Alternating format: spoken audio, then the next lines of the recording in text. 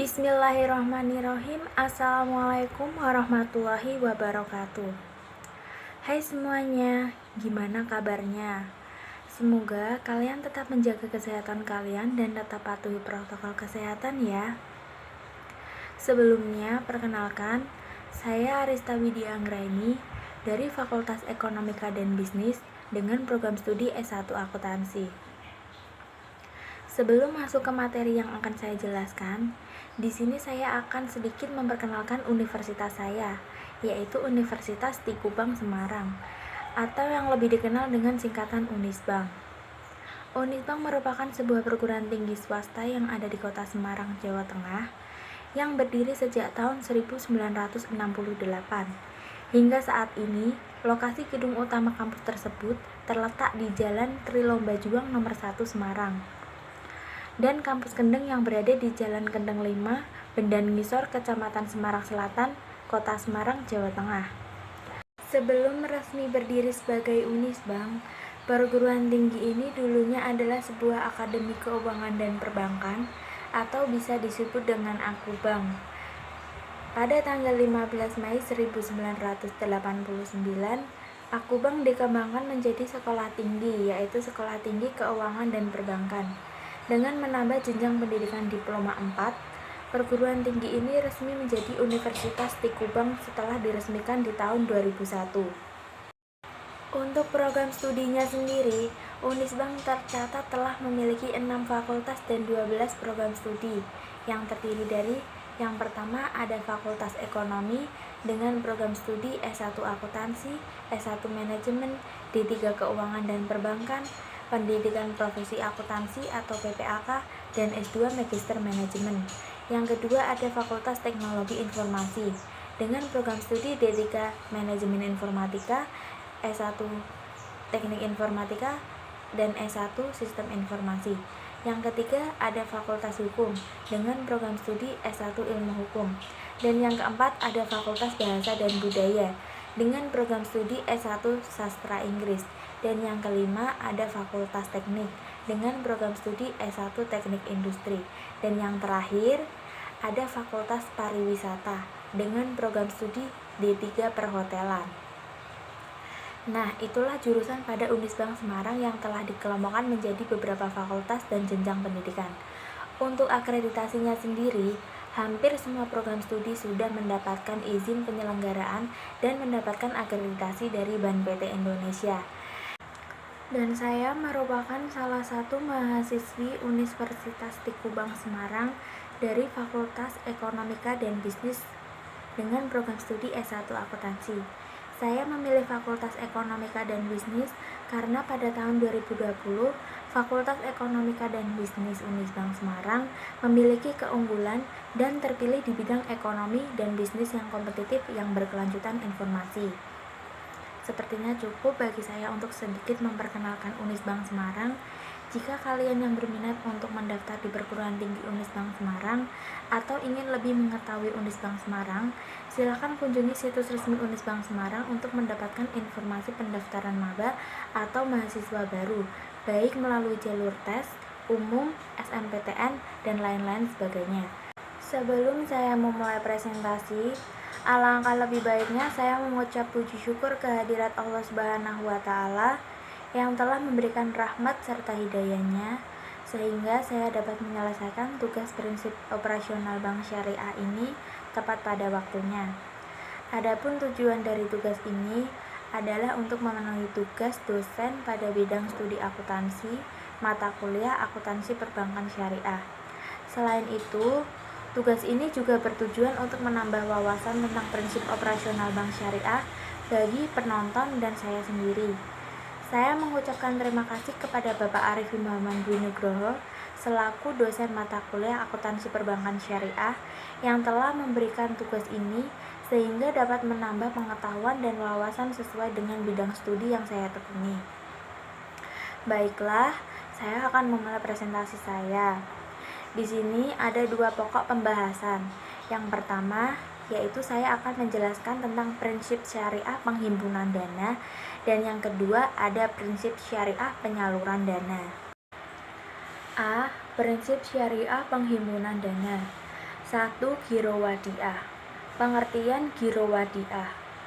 Giro wadiah merupakan sarana penyimpanan dana dalam bentuk mata uang rupiah pada Bank Aceh Syariah yang pengelolaan dananya berdasarkan prinsip syariah dengan akad wadiah yadamanah, yaitu dana titipan murni nasabah kepada bank yang diambil setiap saat dengan menggunakan media CQ dan biliet giro. Kelebihan giro wadiah bagi nasabah antara lain: yang pertama, usaha dan keuntungan akan dibagi sesuai dari kesepakatan awal. Yang kedua, jika terjadi kerugian akan itu disebabkan oleh pemilik modal, maka rugi tersebut akan ditanggung oleh pemilik. Tetapi, jika rugi tersebut dilakukan oleh bank, maka bank akan menanggungnya. Dan yang ketiga, jauh dari perbuatan yang tidak baik. Dan ada beberapa ketentuan giro wadiah. Yang pertama, dana wadiah dapat digunakan oleh bank untuk kegiatan komersial. Yang kedua, pemilik dana wadiah dapat menarik kembali dananya sewaktu-waktu. Yang ketiga, bank harus membuat akad pembukaan rekening yang isinya mencakup izin penyaluran dana yang disimpan. Dan yang keempat, keuntungan atau kerugian dan penyaluran dana menjadi milik bank.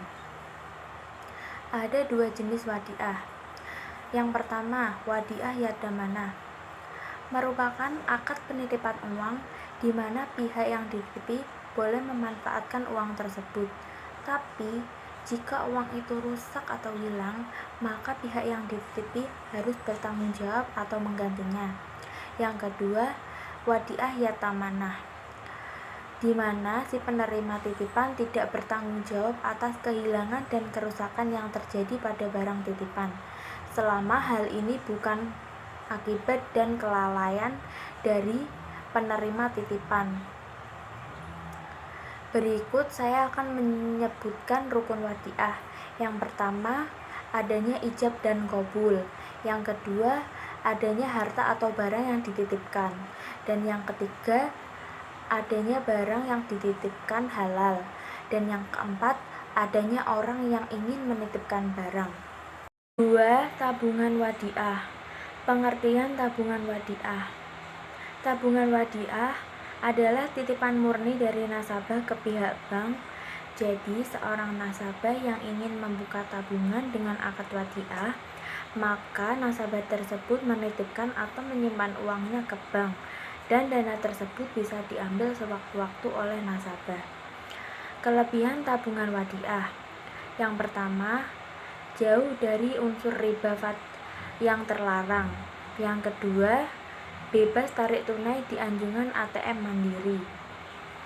Ada kelebihan, pasti ada juga kekurangan.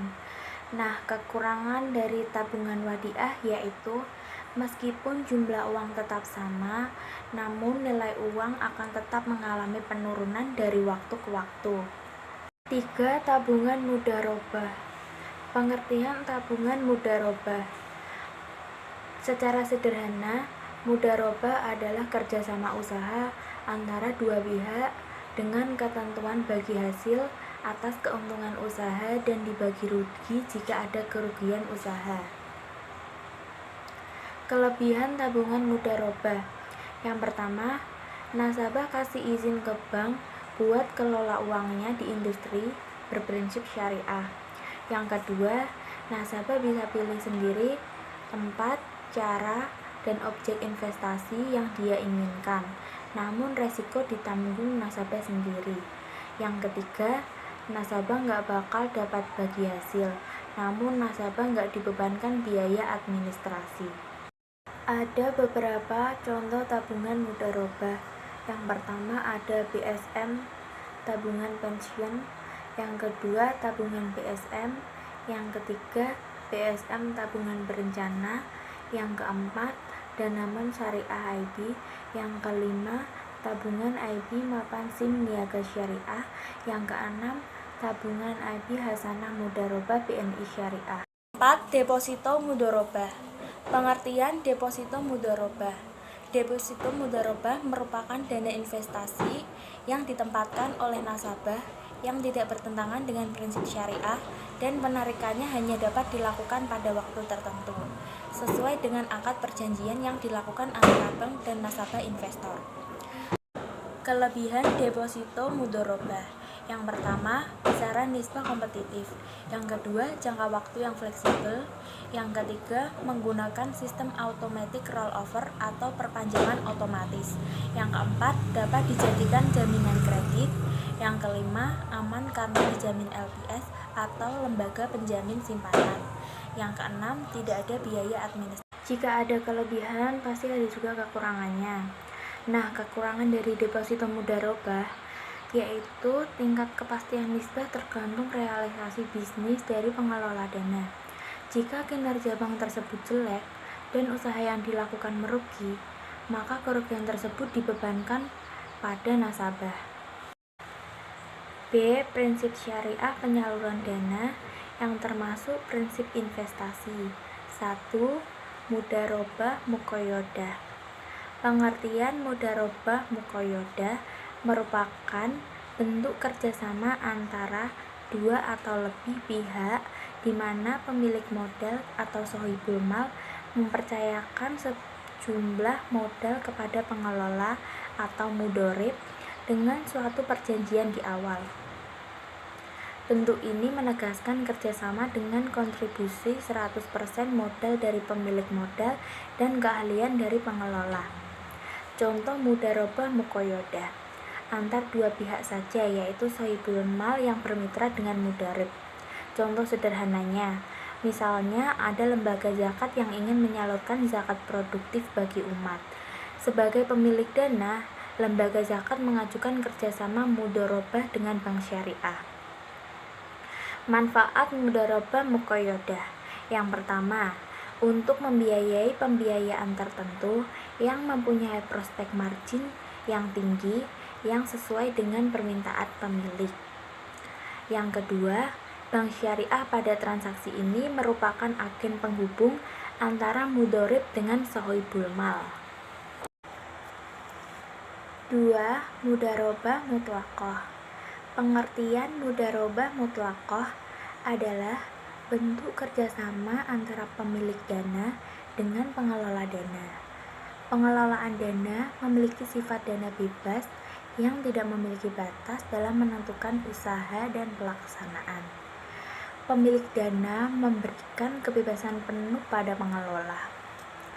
Contoh mudharabah mutlaqah adalah kerjasama antara nasabah penabung dengan bank melalui produk tabungan, giro, dan deposito syariah.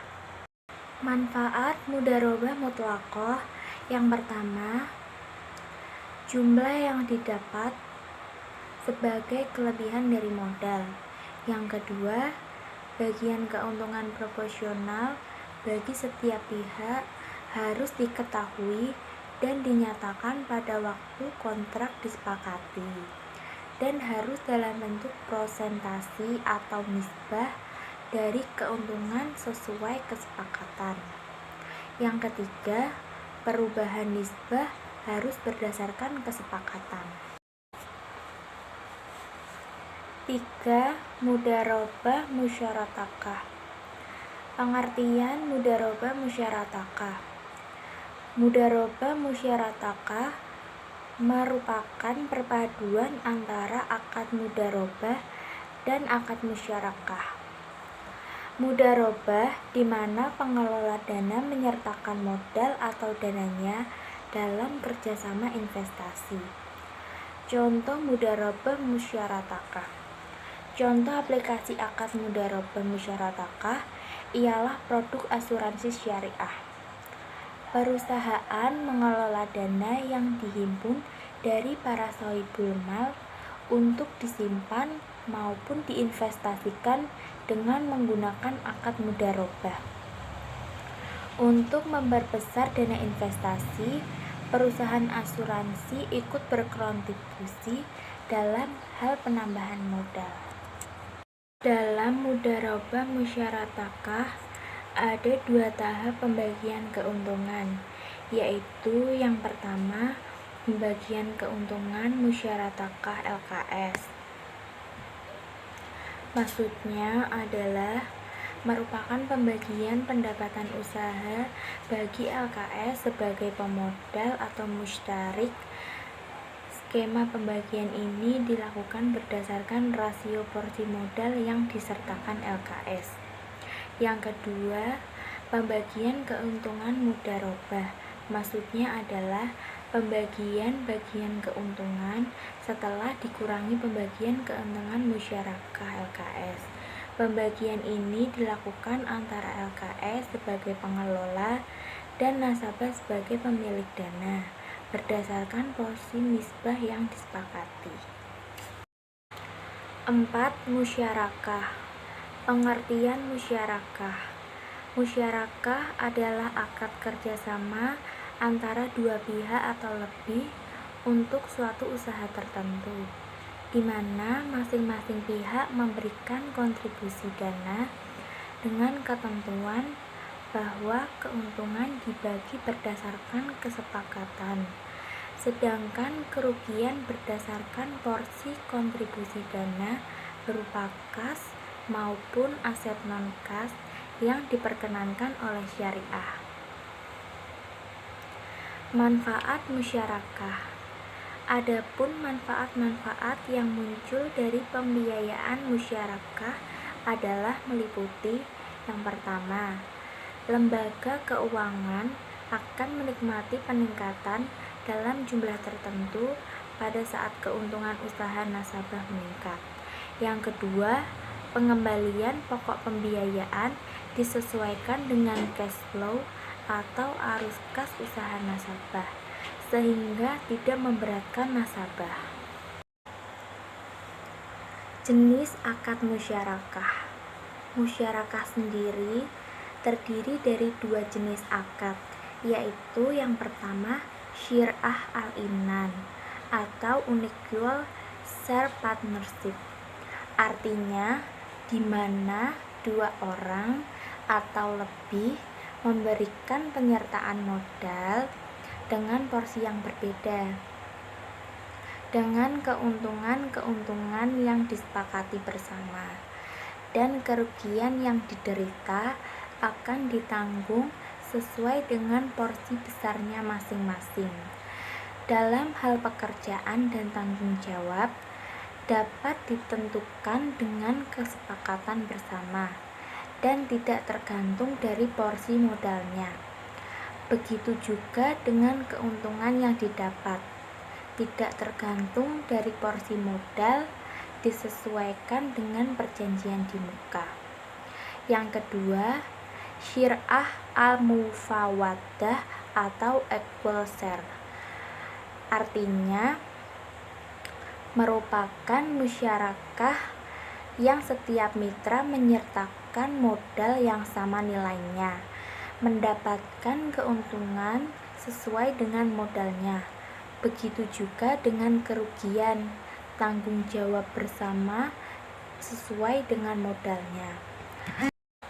Pada aplikasi jenis modern syir'ah ini dapat diimplementasikan sepanjang hak dan kewajiban dari masing-masing mitra disebutkan pada perjanjian kontrak kerjasamanya.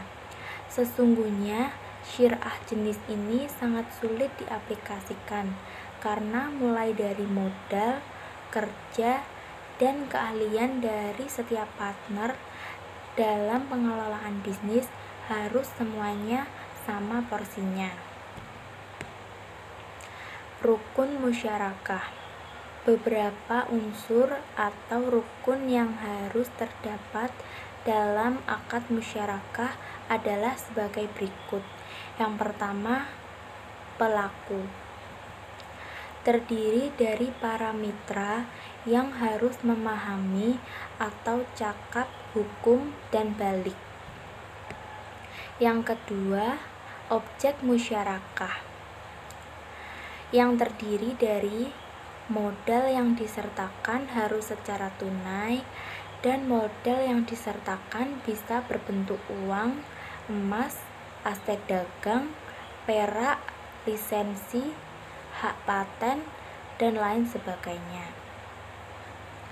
Partisipasi dari para mitra dalam pekerjaan adalah dasar dari pelaksanaan musyarakah dan tidak dibenarkan jika salah seorang di antara mitra tersebut menyatakan tidak ikut serta untuk menangani pekerjaan dalam kemitraan.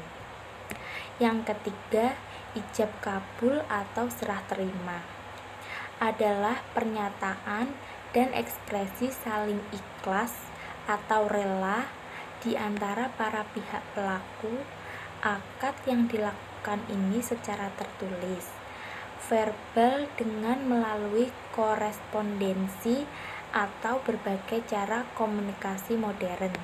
Yang keempat, nisbah keuntungan. Nisbah keuntungan dibutuhkan untuk pembagian keuntungan dan juga harus disepakati oleh mitra di awal akad, sehingga resiko perselisihan yang terjadi di antara mitra bisa diminimalisir atau dihilangkan. 5. Muzara'ah. Pengertian muzara'ah secara terminologis adalah kerjasama pengelolaan pertanian antara pemilik lahan dan penggarap. Pemilik lahan memberikan lahan pertanian kepada si penggarap untuk ditanami dan dipelihara dengan imbalan bagian tertentu dari hasil panen. Manfaat muzara'ah. Yang pertama, terwujudnya kerjasama yang saling menguntungkan antara pemilik tanah dengan petani penggarap. Yang kedua, meningkatnya kesejahteraan masyarakat. Yang ketiga, tertanggulanginya kemiskinan.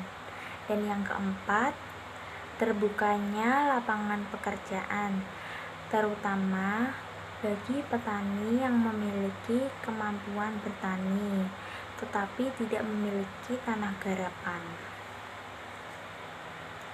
Rukun muzara'ah. Ulama Hanabilah berpendapat bahwa muzara'ah tidak memerlukan qabul secara lafaz, tetapi cukup dengan mengerjakan tanah. Hal itu sudah dianggap ijab dan qabul antara pemilik dan pekerja yang menunjukkan keridhoan di antara keduanya. Secara rinci, jumlah rukun-rukun muzara'ah menurut Hanafiyah ada 4, yaitu yang pertama tanah, kedua perbuatan pekerjaan, ketiga modal, keempat alat-alat untuk menanam. 6. Musaqah. Pengertian musaqah. Musaqah adalah bentuk yang lebih sederhana dari muzara'ah, di mana si penggarap hanya bertanggung jawab atas penyiraman dan pemeliharaan. Sebagai imbalan, si penggarap berhak atas nisbah tertentu dari hasil panen. Hukum musaqah sahih menurut para ulama memiliki beberapa hukum atau ketetapan. Dan berikut menurut ulama Hanafiyah, hukum musaqah sahih yaitu yang pertama, segala pekerjaan yang berkenaan dengan pemeliharaan pohon diserahkan kepada penggarap. Sedangkan biaya yang diperlukan dalam pemeliharaan dibagi dua. Hukum yang kedua, akad adalah lazim dari kedua belah pihak. Dengan demikian, pihak yang berakad tidak dapat membatalkan akad tanpa izin salah satunya. Hukum yang ketiga, penggarap tidak memberikan musaqah kepada penggarap lain, kecuali jika diizinkan oleh pemilik. Namun demikian, penggarap awal tidak mendapatkan apa-apa dari hasil, sedangkan penggarap kedua berhak mendapat upah sesuai pekerjaannya. Hukum yang keempat, jika pohon tidak menghasilkan sesuatu, keduanya tidak mendapatkan apa-apa. Rukun musaqah adalah sebagai berikut. Yang pertama, pemilik kebun dan petani penggarap. Yang kedua, pohon atau tanaman dan kebun yang dirawat. Yang ketiga, pekerjaan yang dilaksanakan, baik waktu, jenis, dan sifat pekerjaannya. Yang keempat, pembagian hasil tanaman atau pohon. Yang kelima, akad, baik secara lisan atau tertulis maupun dengan isyarat. Sementara itu, berikut syarat-syarat musaqah. Yang pertama, pohon atau tanaman yang dipelihara harus jelas dan dapat dilihat. Yang kedua, waktu pelaksanaan musaqah harus jelas, misalnya setahun, 2 tahun, atau sekali panen, atau lainnya, agar terhindar dari keributan di kemudian hari. Yang ketiga, akad musaqah yang dibuat hendaknya sebelum nampak buah atau hasil dari tanaman itu.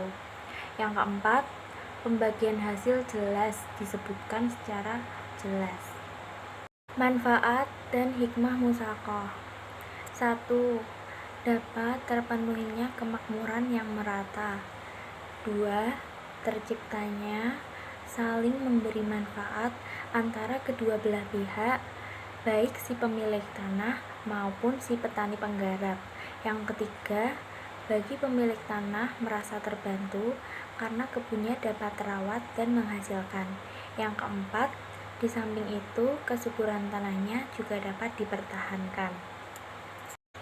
Yang termasuk prinsip jual beli. 1. Murabahah. Pengertian murabahah.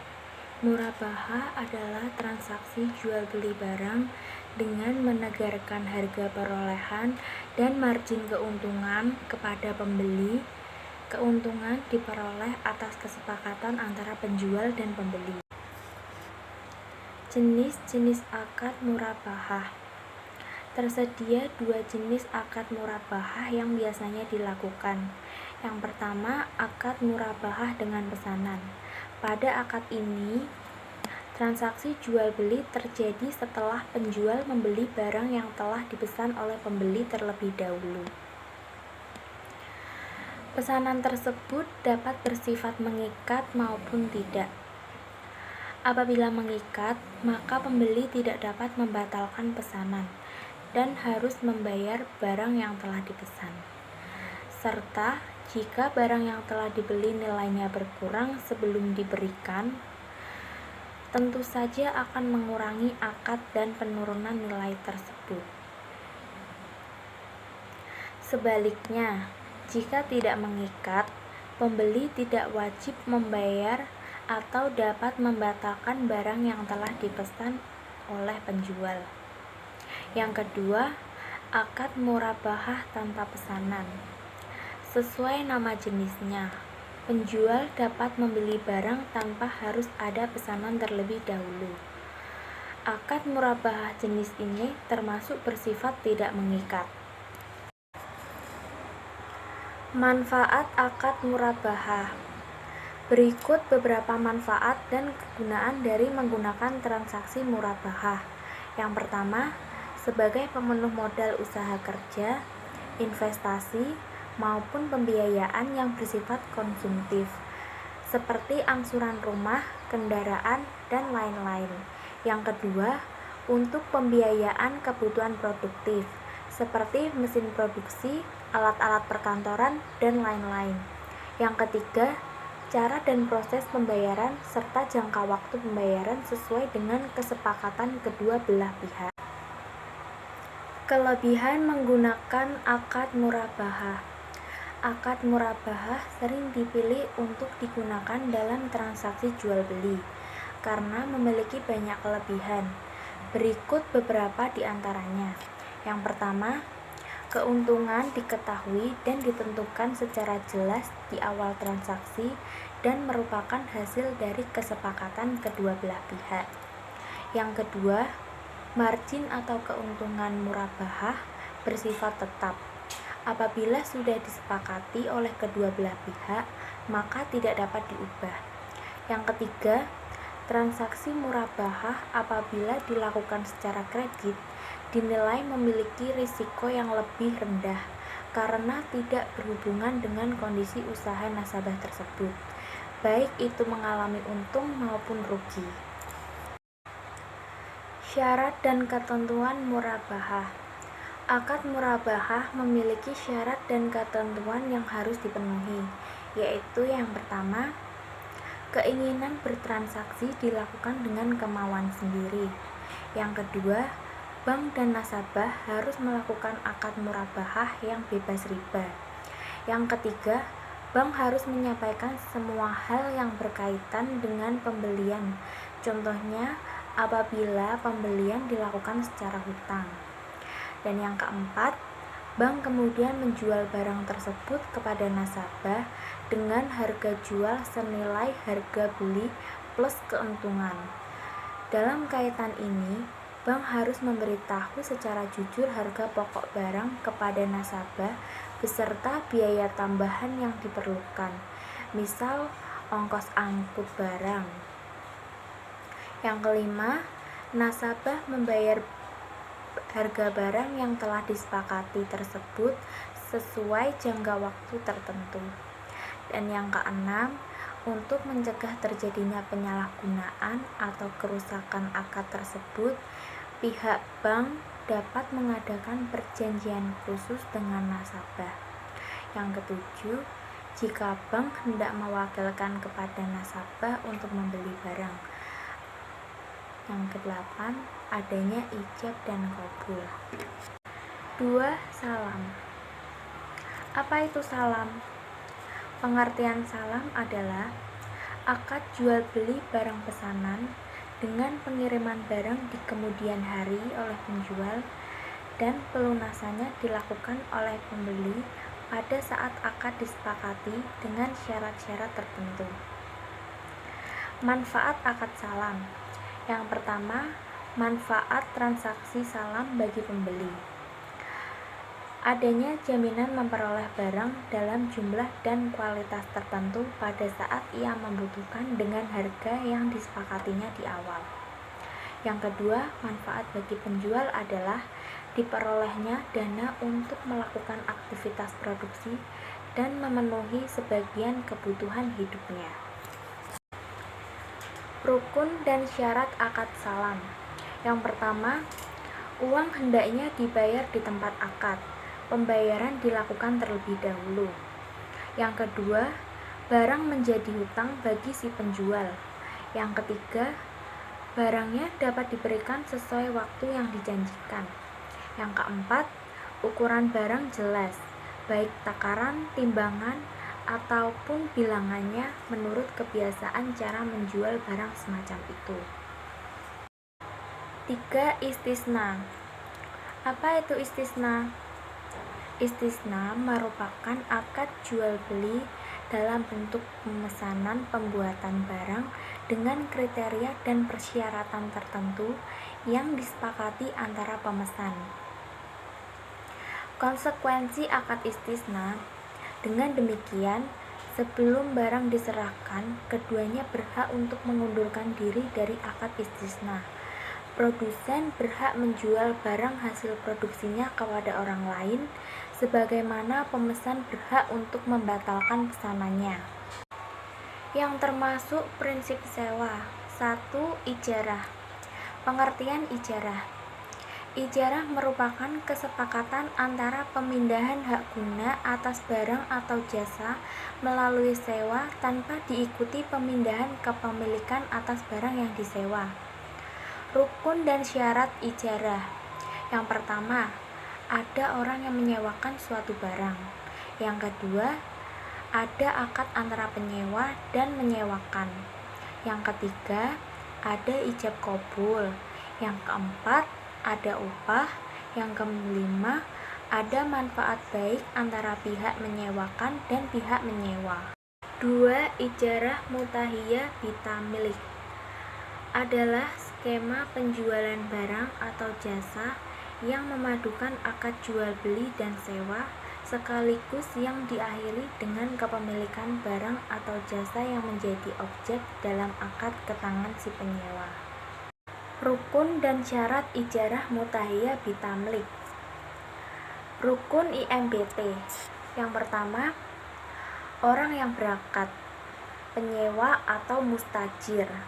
Yang kedua, sewa atau imbalan, harga sewa atau ujrah. Yang ketiga, manfaat objek sewa atau makjur.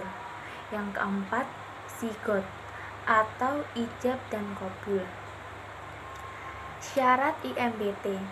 Yang pertama, IMBT harus disepakati ketika akad ijarah ditandatangani dan kesepakatan tersebut wajib dituangkan dalam akad ijarah. Yang kedua, pelaksanaan IMBT hanya dilakukan setelah akad ijarah terpenuhi.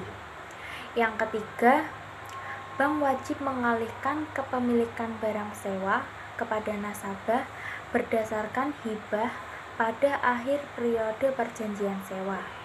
Yang keempat, pengalihan kepemilikan barang sewa kepada penyewa dituangkan dalam akad tersendiri setelah ijarah selesai.